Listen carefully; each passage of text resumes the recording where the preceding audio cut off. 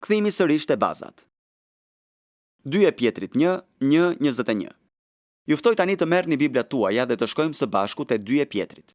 Te letra e 2 e Pjetrit, dhe sipas fletës që më kanë dhënë, tani kemi arritur në pikën ku duhet të kemi një shtjellim të hapur. Prandaj do të provojmë ta bëjmë këtë me ndihmën e Perëndisë. Më lejoni ta lexoj.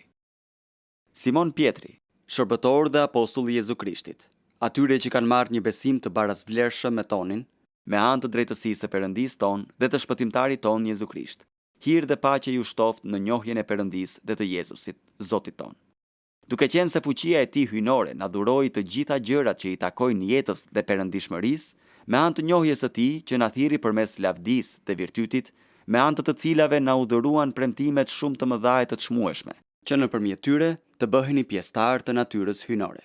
Pasi u arratisët nga prishja që është në botë për shkak të epshit. Edhe për këtë arsye, duke treguar çdo zell, t'i shtoni besimit tuaj virtytin, dhe në virtyt njohurinë, dhe në njohuri përmbajtjen, dhe në përmbajtje durimin, dhe në durim perëndishmërinë, dhe në perëndishmëri dashurinë vëllazërore, dhe në dashurinë vëllazërore dashurinë.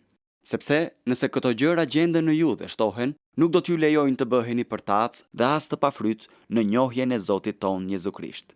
Sepse ai që nuk i ka këto gjëra, është i verbër dhe dritshkurtër dhe ka harruar pastrimin nga mëkatet e tij të vjetra. Prandaj, vëllezër, jini të zellshëm aq më shumë ta përforconi thirrjen dhe zgjedhjen tuaj, sepse duke bërë këto gjëra, nuk do të pengoheni kurrë, sepse kështu do t'ju jepet të hyni begatisht në mbretërinë e përjetshme të Zotit dhe shpëtimtarit ton Jezu Krisht. Prandaj nuk do të lë pasdore t'ju kujtoj gjithnjë këto gjëra, ndonse ju i dini dhe jeni të forcuar në këtë të vërtetë. Por unë mendoj se është e drejtë, përderisa jam në këtë tend, t'ju mbaj zgjuar duke ju asjell këto gjëra ndërmend, duke ditur se së shpejti do të lë këtë tendën time, sikurse edhe ma tregoi Zoti ynë Jezu Krisht. Por do të jemi zellshëm që, edhe pas largimit tim, ju të mund t'i kujtoni gjithnjë këto gjëra, sepse nuk ju a bëm të njohur fuqinë dhe ardhjen e Zotit ton Jezu Krisht, duke ndjekur përrallat të sajuara me mjeshtëri, por u bëm dëshmitar okular të madhështisë së tij. Sepse ai mori nder dhe lavdi nga Perëndia atë, kur i erdhi një zë i tillë nga lavdia e madhërishme. Ky është biri im i dashur, në të cilin unë gjeta pëlqim. Dhe ne dëgjuam këtë zë që vinte nga qielli, kur qem bashkë me të në malin e shenjtë. Ne kemi edhe më të përforcuar fjalën profetike, së cilës bëni mirë të kushtoni kujdes, si një kandil që ndritshon në një vend të errët, derisa të zbardh dita dhe ylli i mëngjesit të lindë në zemrat tuaja, duke ditur së pari këtë, që asnjë profeci e shkrimit nuk është objekt i shtjellimeve të veçanta, sepse asnjë profeci nuk ka ardhur ndonjëherë nga vullneti i njeriut, por njerëzit e shenjtë të Perëndisë kanë folur të shtyrë nga fryma e shenjtë. Ne lutemi që ndërsa mblidhemi në praninë tënde dhe me Biblat tona të hapura para teje, të kërkojmë që nga bollëku i dashurisë sate të pamas, duke qenë se ti kënaqesh kur u jep dhurata të mira fëmijëve të tu, të na japësh ndjesinë e mahnitjes me të vërtetën tënde, që të tërhiqemi sërish te biri yt, në emrin e të cilit ne të lutemi. Amen. Kam zgjedhur që këto ditë të filloj me këtë pasazh për disa arsye. E para, për të treguar vërtet i sinqert me ju, është nga që këto muajt e fundit më është dashur ta studioj 2 Pjetrit dhe më është dukur shumë e vështirë. Prandaj vendosa që t'i bëj edhe të tjerë të vuajnë bashkë me mua, ose të përfitojnë nga urtësia që Perëndia do të na jap. Një arsye tjetër është nga që njerëz të ndryshëm më bëjnë vazhdimisht pyetjen: çfarë do të ndodhë në konferencën e pastorëve? Në ato raste jam përgjigjur: do të trajtojmë disa nga bazat. Oh, mirë, thon ata. A nuk e bëm këtë vitin e kaluar? Unë u them: i bëm bazat vitin e kaluar, prandaj do t'i bëjmë sërish bazat këtë vit. Shumë prej tyre nuk i kushtojnë rëndësi dhe thonë: shpresoj të kalosh një kohë të mrekullueshme. Sigurisht që unë nuk do të vi, por faleminderit që më tregove. Kështu, ata thjesht largohen. Edhe unë largohesha duke thënë me vete: mos valle kemi nisur keq. Dua të them, a është kaq e rëndësishme që të kthehemi te ky material bazë? Prandaj mora fjalorin anglisht të Oxfordit dhe po shikoja fjalën bazë për të zbuluar saktësisht se çfarë gjëje po i referoheshim kur po flisnim për bazat. Atje thuhet se fjala bazë në thelb është ajo që i përket apo formon një bazë, diçka themelore, një gjë thelbësore, ajo që përbën minimumin apo një shkallë standarde. Prandaj thash, kjo është shumë e saktë.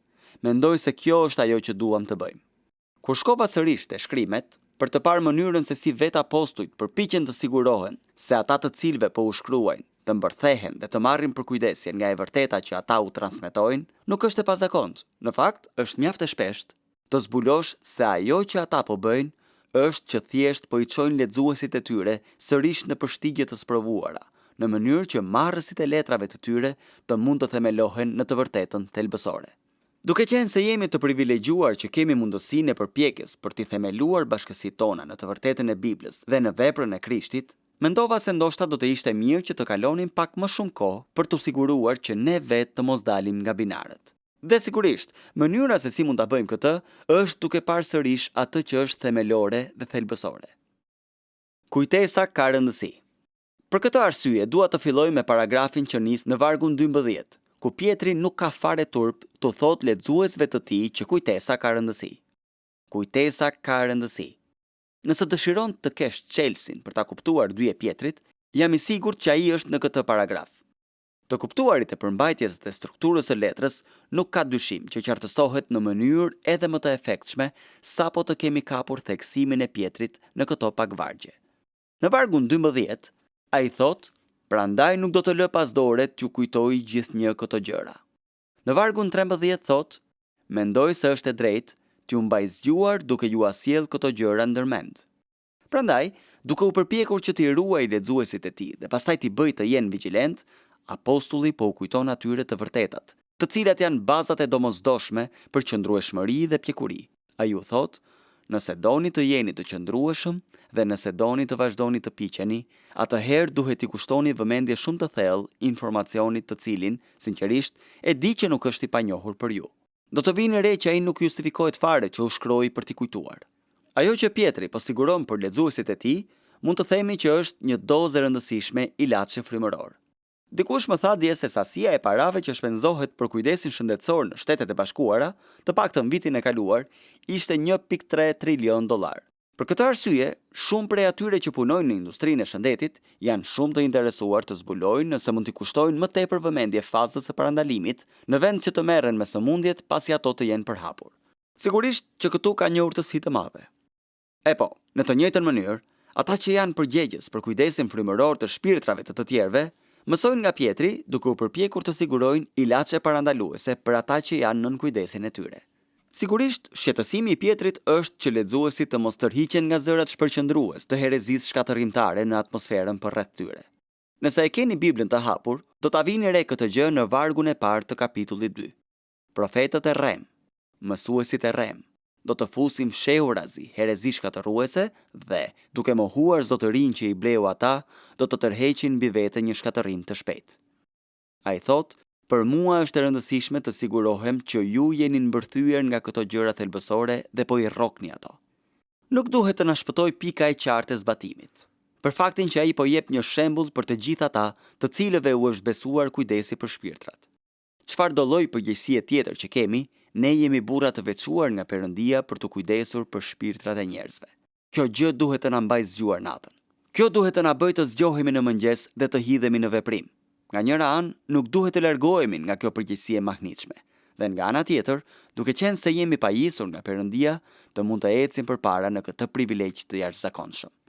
Pavarësisht gjithë trysnisë së tanishme, si në qarqet e arsimimit normal, ashtu edhe në sferën e edukimit biblik, Pietri po thot se është shumë e rëndësishme që të sigurohemi se nuk po i lëm në baltë ata që janë nën kujdesin ton, duke harruar që të kujtojmë gjërat thelbësore. Dikush më dha një libër për tramvajet e Glasgow-t. Bashkia i nxorri jashtë përdorimit tramvajet në Glasgow, kur unë isha afërsisht 6 vjeç, pothuaj 40 vjet më parë. E nxorën jashtë përdorimit rrjetin e tramvajit në zonën qendrore dhe në rrethinat e Glasgow-t. Tani, dikush, një gjeni, ka sugjeruar që mënyra se si duhen trajtuar problemet e trafikut në Glasgow është duke e rikthyer sistemin e tramvajit dhe, me sa duket, po presin që të vdesin të gjithë ata të cilët punonin me sistemin e vjetër të tramvajit, që të mos turpërohen edhe aq shumë për sugjerimin e kësaj ideje. Gjithsesi, libri për tramvajet është një libër i vogël dhe shumë interesant. Personi që ma dha librin si dhurat kishte shkruar në të këtë dedikim: "Të të kujtoj që të mos harrosh kurrë. Të të kujtoj që të mos harrosh kurrë." E kuptova se çfarë po më thoshte. Është e rëndësishme, po më thoshte ky person, që të mos i harrosh rrënjët e tua, që të mos harrosh se nga erdhe, sepse nëse e humbet bazën tënde, atëherë do të jesh bezdi për ata që janë në ndikimin tënd. Prandaj kjo është më së pari një thirrje për ne që kemi përgjegjësi pastorale, që të sigurohemi se jemi të stabilizuar dhe se po vazhdojmë të piqemi në mënyrë që edhe ne të bëjmë të njëjtën gjë si Pietri. Fakti që Pietri tregon një farë urgjence është i qartë për ne nga ajo që ai thot në vargun 14. Duke ditur se së shpejti do të lë këtë tendën time, sikurse edhe ma tregoi Zoti ynë Jezu Krisht. Prandaj, ai po shfrytëzon çdo mundësi që pas largimit të tij, njerëzit të jenë në gjendje të kujtojnë atë që ai u mësoi. Të njëjtën gjë e dëgjoni edhe në fjalët e fundit të Palit te 2 Timoteut, apo jo? Ai thotë të njëjtën gjë. Koha e nisjes sime arriti. Koha e largimit. Po shkoj në shtëpi, thot ai. Prandaj Timote, dua që ti të mbash mend. Baza më thelbësore e asaj që Pali do që Timoteu të kujtoj është te 2 Timoteut 2:8, ku ai thot: Kujtoj Jezu Krishtin. A të duhet t'i shkruash një pastori dhe t'i thuash që të kujtoj Jezu Krishtin? Po. Sepse pastori mund të ketë dalë rreth lagjes duke i kujtuar vetes programin e tij në internet, strategjitë e ungjillëzimit, përgjegjësitë e tij në natyrën e udhëheqjes dhe në fakt krejt pa dashje mund të ketë filluar ta harrojë Jezusin. Prandaj ju thoni, e po, nëse Pali, apostulli i madh, i dërgon një letër të fundit këtij udhëheqësi të ri dhe i thot: Kujtoj Jezu Krishtin, atëherë cilin nga ne do të thot sot, e po, këtë e ke kapur, kujtoj ju atyre këto gjëra. Po ne, a e kemi kapur? Dhe pastaj, në vargun 14 të njëjtit kapitull, 2 Timoteu 2, a i thot: Ua kujto atyre këto gjëra. Së pari, kujto ti vetë, dhe pastaj kujto ju atyre. Rrjedhoja këtu është që nëse pastori harron, bashkësia e ka humbur fare. Natyra e zbrazët e një pjesë të madhe të paraqitjes biblike, dhe për këtë nuk ka nevojë të shohim përtej vetes, është e lidhur drejt për drejt me mundësinë e qartë që ne, si barinj të shpirtrave, kemi harruar se për çfarë po i nxitim të tjerët që të kujtojnë. Petersoni, në parafrazimin e tij të Biblës në versionin The Message, na jep kuptimin e kësaj në një mënyrë shumë të dashur. Duke i parafrazuar fjalët e Pietrit, siç i gjejmë këtu, ai thotë: Edhe pse e njihni shumë mirë këtë të vërtetë dhe madje e praktikoni fille për pe, nuk do të rri rehat as për një çast që t'ju kujtoj t'i kushtoni vëmendje. E di që shumë shpejt do të vdes, prandaj jam shumë i zellshëm që t'i keni këto gjëra të shkruara të zezë mbi të bardhë, që pasi të kem vdekur, ta keni në duart tuaja. Kjo është vërtet e mirë, apo jo? Do të doja që edhe unë të kisha mundësi të shkruaja një parafrazim si ky. Nuk e di për ju, por unë nuk do të mundesha, edhe po të më jepnit një pasdite të tërë. E shihni që të gjithë mësuesit i lën pashmangshmërisht shenjat e tyre në foltore. Ju dhe unë po i lëm shenjat tona të studentët tanë, për mirë apo për keq. Nëse e kemi kthyer mësimin tonë në një formë harrimi të Krishtit, mund të kemi përfunduar në një formë moralizmi, sa që jemi bërë krejt të pavëmendshëm ndaj vetes, që në fakt po i nxitim njerëzit tanë drejt një stili jete dhe drejt një modeli ekzistence, por ne vetë jemi të paankoruar, jemi të zgjidhur nga Krishti, i cili është gjithçka dhe në të gjithë. Prandaj Pietri thotë, nuk do t'ju kërkoj ndjes për faktin që edhe pse ju i kuptoni këto gjëra, unë sërish do t'ju a kujtoj. Tani, disa prej jush që më kanë dëgjuar të flas, e din që nuk mund ta kaloj dot këtë pjesë të vogël pa ju treguar për mësuesin tim të historisë në Yorkshire, Angli, kur unë isha 16 apo 17 vjeç. Ai ishte një burr shumë krenar nga Yorkshire. Ishte krenar për qytetin nga vinte, domethënë për Bradfordin. Ndërsa ai mundohej të na mësonte historinë e botës, dhe sidomos historinë e hershme të Britanisë së Madhe, her pas here ndalonte dhe thoshte: "Tani dëgjoni këtu. Nuk ka rëndësi se çfarë harronin nga lënda ime. Ama këtë mos e harroni kur. Mos e harroni kur që Bradford City fitoi kupën e futbollit në vitin 1911.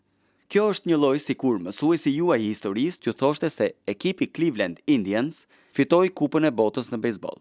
Rezultati është që pas 35 vjetësh, e vetmja gjë që mbaj mend nga klasa e tij është kjo që ju thash. Nuk mbaj mend asgjë tjetër që më mësoi ai. Ama këtë nuk e kam harruar kurrë. Ai më tha që të mos e harroja, prandaj nuk e harrova. Nëse do të ma kishte shpjeguar këtë në lidhje me betejën e Hastingsit, mund të kisha qenë një historian shumë inteligjent.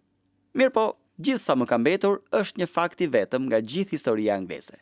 Pra, viti kur Bradford City fitoi kupën e futbollit.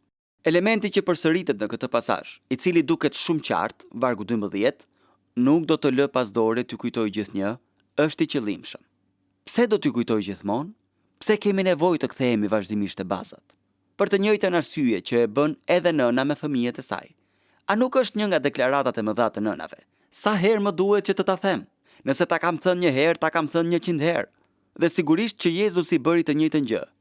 Ka kaq kohë që kam qenë me ju, dhe ju ende nuk më kuptoni? Sa herë duhet ju a them të njëjtën gjë, juve nxënës që nuk nxini? Duhet të shkoj në Jerusalem dhe të vuaj në duart e njerëzve mizor, të vdes dhe të ringjallem. Dhe ata të gjithë vinë rreth tij dhe thonë: "Oh, jo, nuk ka mundësi." Jezusi u thot: "Më duhet ju a them të njëjtën gjë vazhdimisht." Në fakt, kjo më jep shumë siguri, sepse nëse vetë Zoti të mishëruar të lavdis, me gjithë fuqinë dhe aftësinë e tij, në ndërveprimin e tij të përditshëm me 12 burra, i duhet të thotë: "A duhet që t'u kthehem sërish bazave me ju?" Atëherë, a ju duket e habitshme që në shërbesën tonë pastorale bëjmë mirë të kushtojmë vëmendje të veçantë, të sigurohemi që nuk po bien prej idesë se ajo për të cilën kanë nevojë bashkësitë tona është ndonjë udhëtim në botën e çuditërave, apo jo? A thua se kemi nevojë për një udhëtim në ndonjë park argëtimi frymëror? A thua se kemi nevojë të njihemi me idenë më të re sekrete të trumpetuar nga mediat e krishtera bashkohore? Ai u tha: "Unë do t'ju kujtoj këto gjëra."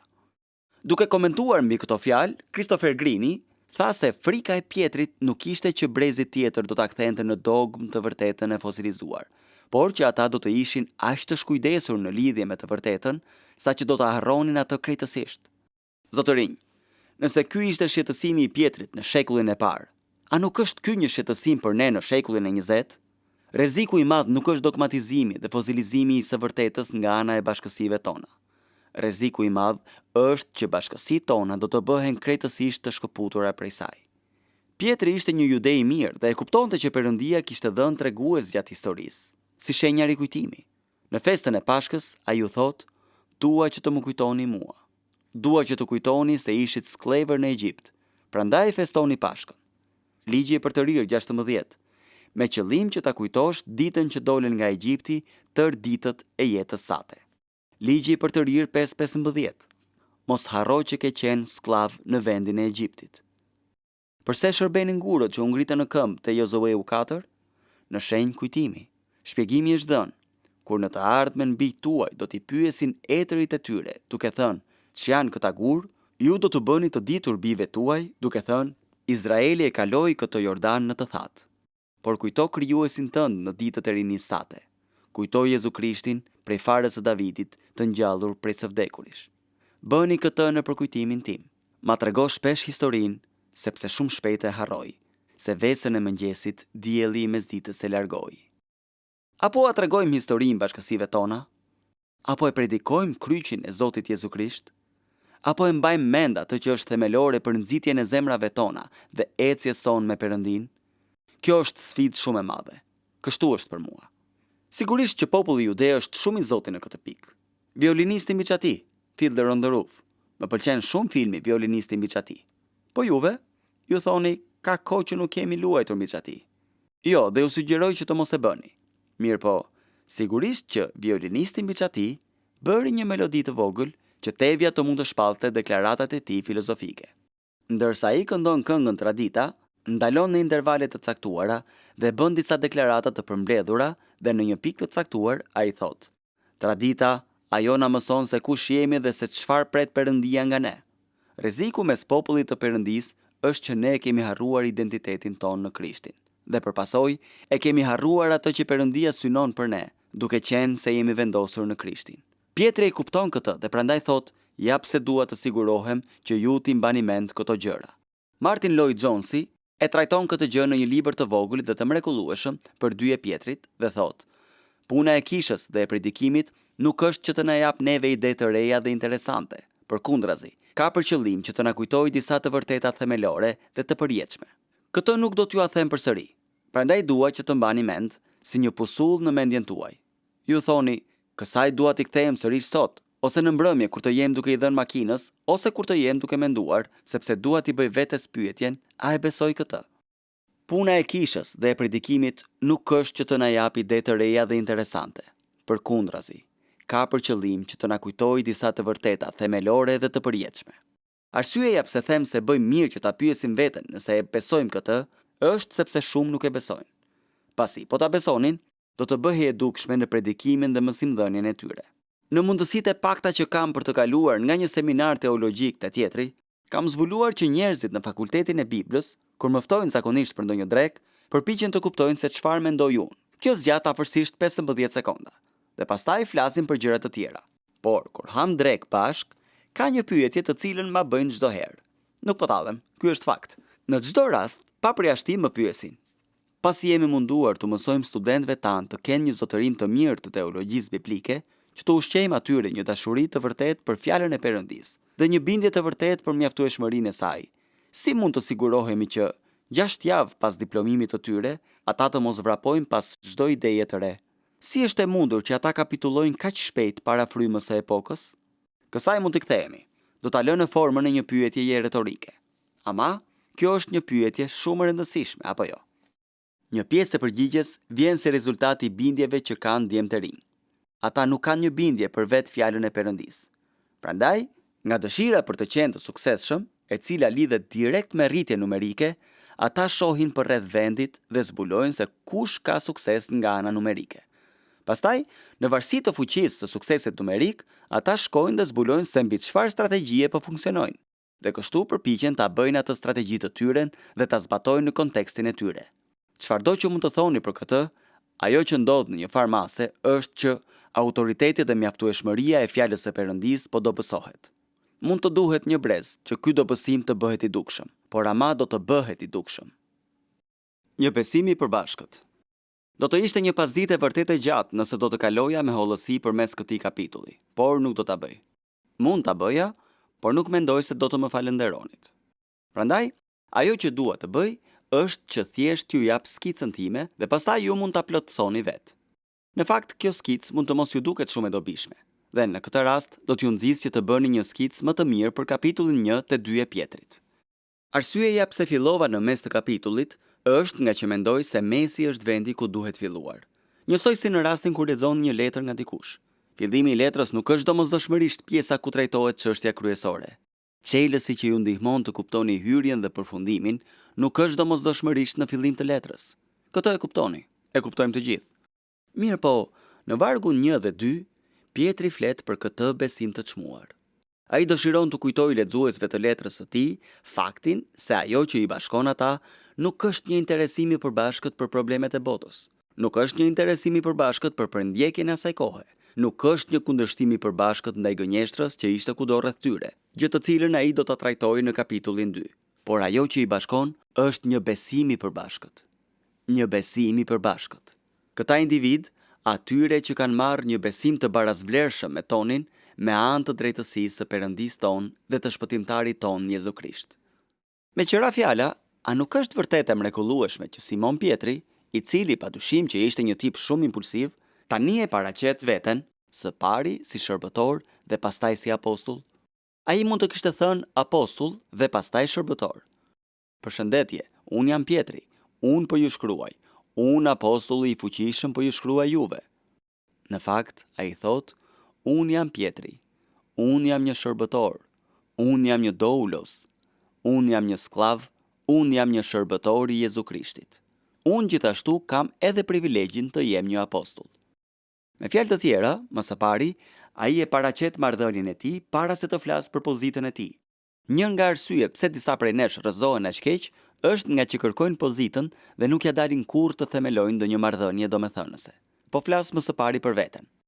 Ai thot: burra dhe gra, gjëja e mrekullueshme është që hiri i Perëndisë na ka dhënë një drejtësi. Kur e studioni këtë fjalë, do t'ju duhet të përlesheni me pyetjen nëse fraza e përdorur prej tij, drejtësisë së Perëndisë tonë dhe të shpëtimtarit tonë, është një referencë për paanësinë e Perëndisë. Me fjalë të tjera, të vepruarit në mënyrën e duhur, duke mos qenë diskriminues në shpërndarjen e hirit të tij. Apo nëse ajo që ai po trajton këtu është ideja e drejtësisë së Krishtit që na llogaritet neve, e cila sigurisht që është domosdoshmëria themelore, që ne të vendosemi në një pozitë të drejtë me Perëndin. Sa më shumë që e kam studiuar këtë pjesë, aq më të vështirë e kam pasur që të dalë në një përfundim. Prandaj vendosa që ndoshta Pietri dëshironte që ne të kishim të dyja këto mendime në mendje. që Perëndia me anë të drejtësisë së tij ka vepruar me panshmëri dhe se mbi bazën e drejtësisë së Krishtit, e cila na llogaritet neve, ne jemi sjellë në këtë besim të çmuar dhe të përbashkët. Për këtë arsye, ai u ofron atyre hir dhe paqe, sepse kjo është ajo për të cilën ata kanë me të vërtetë nevojë, hiri i pari dhe pastaj paqja. Ndoshta ky është shkaku dhe pasoja, nuk e di. Sigurisht që të drejtësuar me anë të besimit, ne kemi paqe me Perëndin. Ai u thot, dua që të njihni hir dhe paqe. Këto gjëra nuk do të shijohen në boshllëk. Kjo vjen me anë të njohjes së Zotit Jezus, në njohjen e Perëndisë dhe të Jezusit, Zotit ton. Fjala që përdoret këtu është epignosis, njohja e Perëndisë, gjë e cila është dhuratë e hirit të tij falas, me anë të së cilës burrat dhe gratë dallohen si besimtarë të vërtetë. Ai e bën të qartë këtë pikë themelore, sepse përmes kësaj njohërie që na jepet, ne duhet të vazhdojmë dhe t'ia shtojmë këtë njohje përvojës sonë, përmes studimit të zellshëm dhe zbatimit të kujdesshëm.